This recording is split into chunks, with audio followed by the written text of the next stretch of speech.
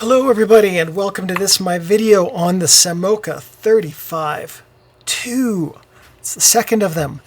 It's so tiny. It really is as small as it looks. This is a 35mm viewfinder camera with no light meter, a leaf shutter, and shutter speeds of bulb 1/25th, 1/50th, and 1/100th, so not the most versatile range of shutter speeds. You can see them over here. And the flash sync on this camera is at any speed.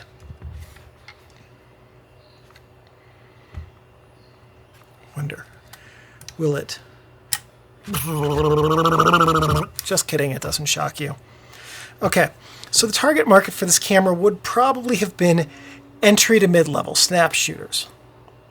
Now I say that because it has no focusing scales, and it is tiny, so it can be stashed in a pocket or a purse. It's still really well made, and it still has some things like focus and flash use, and it would have been a very good, easy to carry around camera.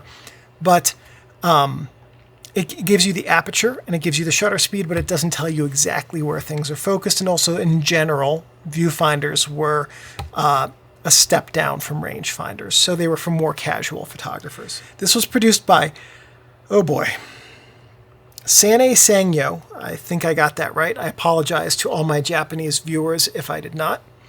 And that company changed its name to Samoca Camera in 1955 or 1956. There was not conclusive information about that available.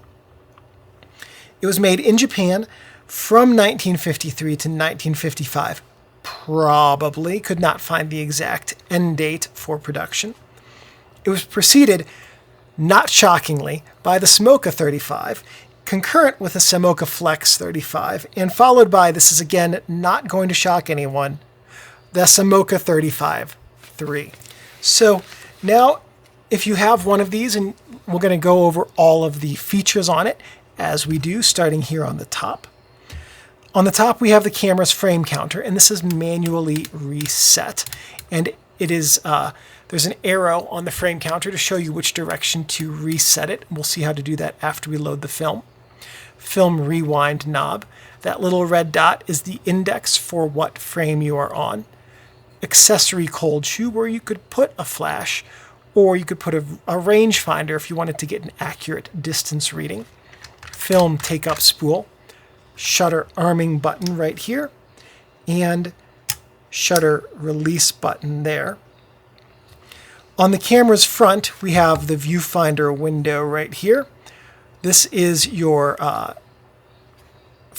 your aperture scale right here in black. Flash PC hot port. This is PC port. This is your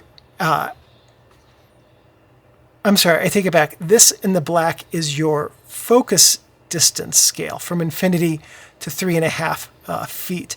Not your aperture scale, that's focus. Aperture is here on the lens, going from f3.5 to as low as f22.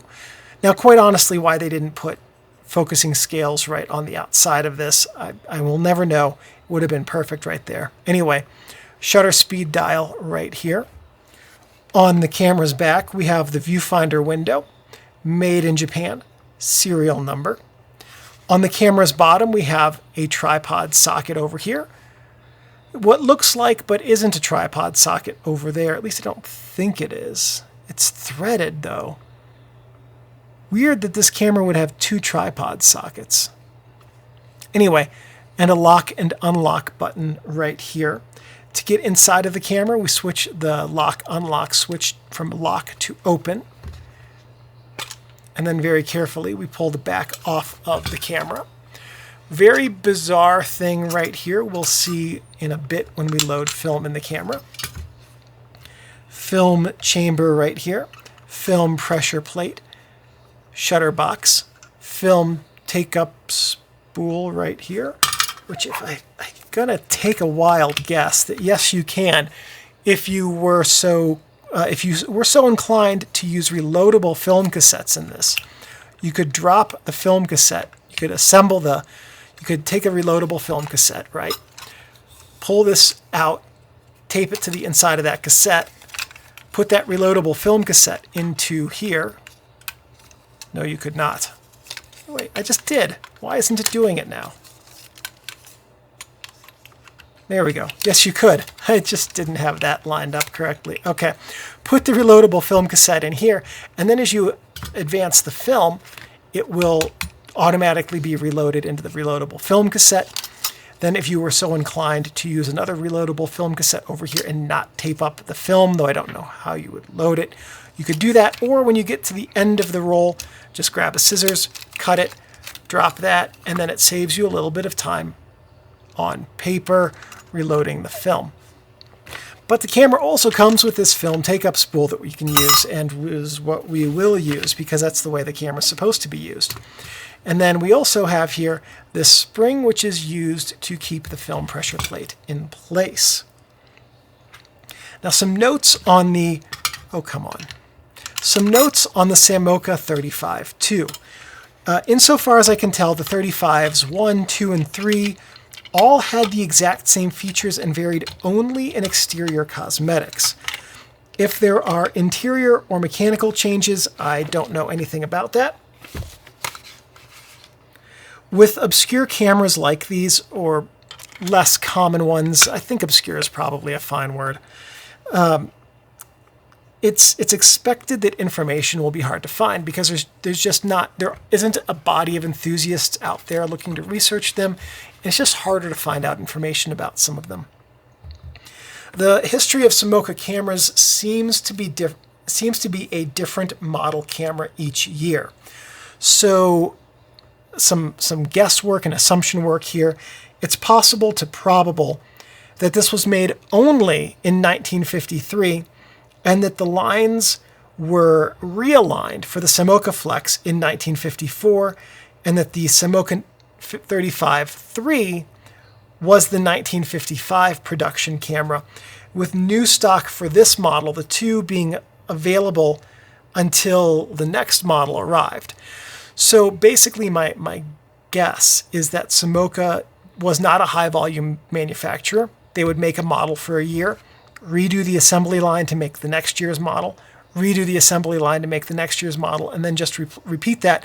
And that then for cameras that they made in 1 year, they would be available as new old stock for the next 2 to 3.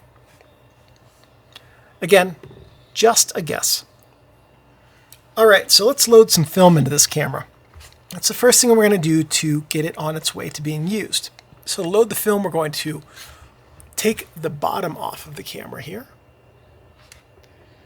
Here we go. That's in focus, maybe. Looks like it. Okay. So here's the inside of the camera, which we literally just saw a minute ago. And you can see that this camera got a decent amount of use by the amount of wear on this film pressure plate from the spring that holds it in place. So someone really enjoyed this camera. We're going to take our roll of film, going to pop it into the film cassette chamber, going to feed it across the shutter box to the take-up spool, which I'm actually going to take out. I don't know why I'm not. Why wouldn't I take it out if I can? It's just much easier to do this. Okay. Take it out. Now, one of the things with these film pass-through reels like this, these were really designed for those old Leica tongues that were, a full frame and a half longer than this, so that you could wrap it up a little bit and then drop it in, which means that, look, I always have trouble getting film to advance in these videos. This is just going to make it harder. Okay. Oh my gosh, I did it. I did it in the first shot. That is a record on this channel that will never again be matched. Okay, so basically now we've got this feeding through, and interestingly it takes it up with this in the same direction as the film curl. It's such a mechanically simple system, it makes sense that it would do that. I just don't know why I didn't expect that. I should have looked at the direction of the arrow on top of the camera, but I didn't. All right, so now we're going to put the film back on and lock it. Next, what we're going to do is we're going to set this. Oh, I'm not actually sure which direction this dial turns, so let's find out first. The dial on mine doesn't turn. So, great. Okay, so I'm going to guess that what we want to do is set this, unless it counts down. There it is. So this button that arms the shutter advances a dial. So once you load the film, let's pretend we just put the film back on and loaded it. We're going to set this to 2 notches, well, 1 notch before 0. That's a really short leader area. Going to take a frame. There we go. And now we're ready to go. There's no ISO dial on this, nothing like that. So if you have some frog tape or masking tape, just put it on the back here and write your film type and speed to remember what you're using, or better, put it on the bottom where there's metal instead of leather covering, the leatherette covering that could be further messed up by tape. And so we've manually set the frame counter. We've advanced a couple frames. Now we're ready to start taking photos. So you're going to go out throughout your day taking photos, which is a 2-step process to arm the shutter and take the picture. Okay. And when you get to the end of your roll of film, you're now going to... How on earth do we rewind this thing? Where's the film rewind button? Do we just dial it like a monster? Nope. Ah, that's the film rewind button. So after you arm the shutter, nope. If you hold this down, that's it. You have to hold it down. That's your film rewind button. So at the end of your day, at the end of your roll, you hold this down and rewind the film. Should have known that before I started recording this video. Okay, but I want to show you what's going on inside of your camera while you take photos. Now remember, film is one and done. So if you open up your film, like the back of your film camera like this, while you're taking photos, you will ruin the film. The images that have already been taken will be erased, and the images that could be taken on this part of the film here will not be possible because the film will be exposed and it won't be able to take any more photos. But let's lift up the film pressure plate and we'll take a look at what's going on inside here when we advance the film. So we arm the shutter, we take the picture, and then we're going to advance the film. Now you can see here there's a little sprocket that's in those sprocket holes up there. As that sprocket advances, this film rewind knob also turns. So if this film rewind knob is turning, we know the film's being taken up.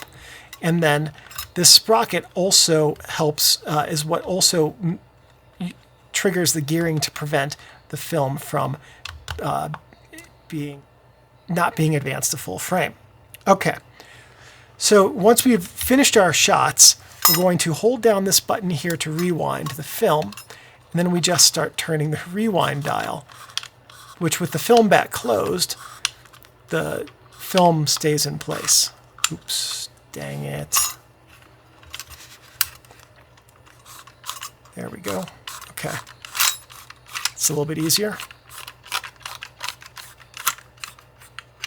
And now, if you were taking photos for real, you would now open the back of your camera, take this out, make sure that there is no leader coming out of it, because if there's a leader, it's really easy to accidentally shoot over your film again. However, I'm going to be using this for additional videos, so I need to keep it. Okay, so let's take a look at, here we go. One other thing is that this gearing here also is what triggers the film advance to stop, and you can see that by I'm advancing the film here no end and nothing's happening. But if I just start moving this gear, now I can no longer advance the film. So that gear is very important, and the film pressure plate here is designed to make sure that there's tension on that gear from the film sprockets. So, clever little solution, by the way.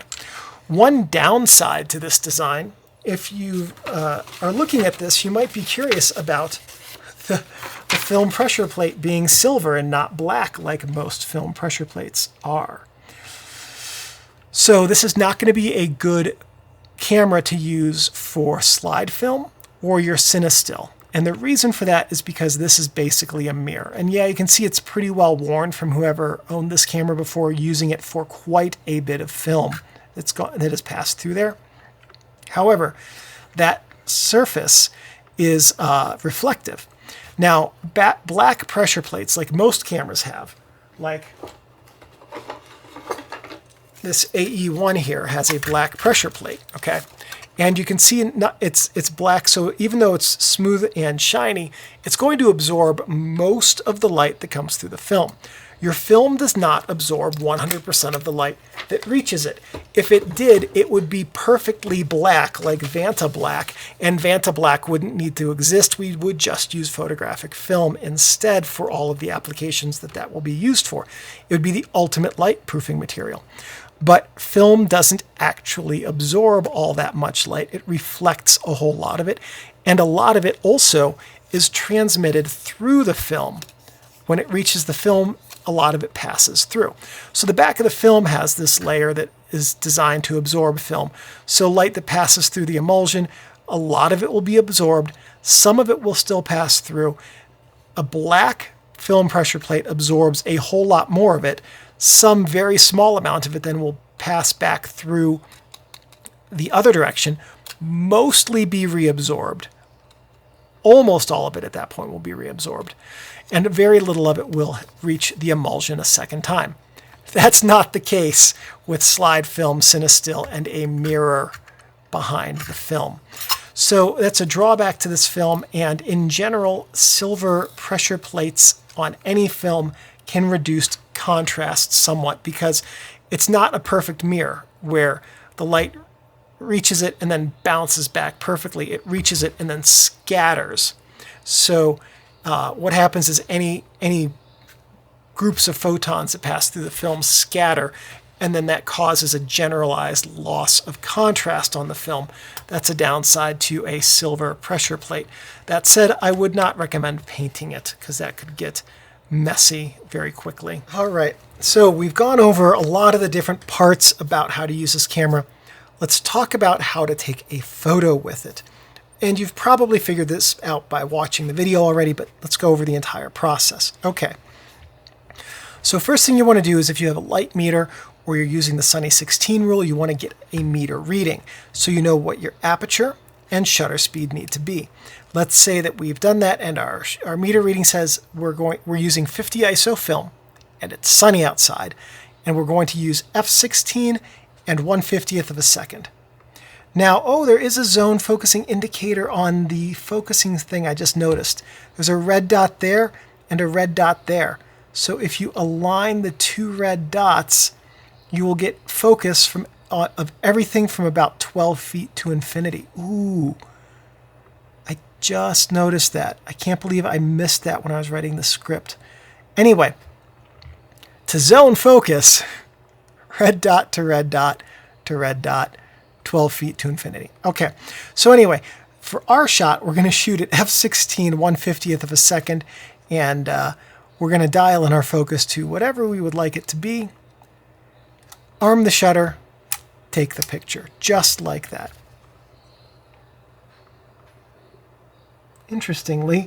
Quite interestingly, the aperture is in front of the leaves. That's not usually the way it is. That is fascinating. Anyway, okay, so that's how we're going to take a picture. Arm the shutter, focus to where we want it to be. If we need to readjust the aperture at this point, we can, but we should have our shutter speed and aperture dialed in already. Take the photo. Great. What about double exposures? Good news, this camera is a double exposure machine. And the reason is because the arming mechanism is not coupled to the film advance. So to take a double exposure, the mechanics of it is you take your first one, you rearm the shutter, you take a second picture. Okay. The science of it is a little bit different. And the science is that if you take a double exposure and you hit it with 2 full exposures worth of light, you're going to end up with what's called a very dark, dense, or thick negative. What that means is basically that the negative has received too much light and it's going to have low contrast in printing. It's going to have very long print times, and it's just generally going to be much harder to work with. So you want to try to avoid that. Okay, so the way you avoid that is by giving, if you're going to take 2 exposures, each one half as much light. There's 2 ways to do that. The amount of light reaching your film is controlled by 2 things, your shutter speed and your aperture. So if we have our film in the camera, and we know that a proper exposure is f8 and 1/50th of a second, we've just taken a proper exposure. But that's not what we want to do. We want to take a double exposure. Okay, great. We need to cut the amount of light reaching the film in half. We can do that by either adjusting the shutter speed or the aperture. So take a second and see if you can guess which shutter speed we're going to adjust it to. If you said 1/25th, you'd be wrong. We're going to 1/100th. And the reason is because these are fractions. Higher number, shorter time. 1/100th of a second is half the time of 1/50th, which means half the light reaching the film through the shutter. Okay, but we're married to 1/50th of a second. We're gonna adjust it with the aperture. Any guesses? It's gonna be, nope, f11. I got you twice, didn't I? I hope I got you none. Anyway, f11 is, again, these are fractions. f11 is one marked stop, one stop. Slower than f8, it is half as much light as f8. So you can reduce the light from 1/50th and f8 by 1/2, either going to 1/100th of a second or, but not both, f11. So we've got it set to f11. We're going to take our first picture. Now our double exposure is halfway done. Next thing we're going to do is take our second one. If we're taking a second one right now, we just repeat the process. If we're going to wait a few hours, well, we're going to do something different. So let's say we wait a few hours and we take a new light meter reading, and it says 1/25th of a second at f5.6. We're now in a darker setting. But we're still going to do double exposure, so we still have to cut the amount of light in half, which means going either to 1/50th or going to f8. So whenever you take a double exposure, each of the frames has to have half as much light. So each of them have to have either, but not both, of the shutter speed or aperture adjusted to cut the light in half. We're going to leave it at 1/125th and use f8, rearm the shutter, take our second picture, and now we would advance the film. It's that simple. It is really a convenient camera if you are interested in taking double exposures. So some things not to do with the camera. Don't store your camera with the shutter armed. So this is a really easy camera to take double exposure with. So if you have armed your shutter and you were planning on taking a photo at the end of the day and now you're not going to take it, really simple solution. You haven't wasted any film. Just disarm the shutter and let it sit until you use the camera again.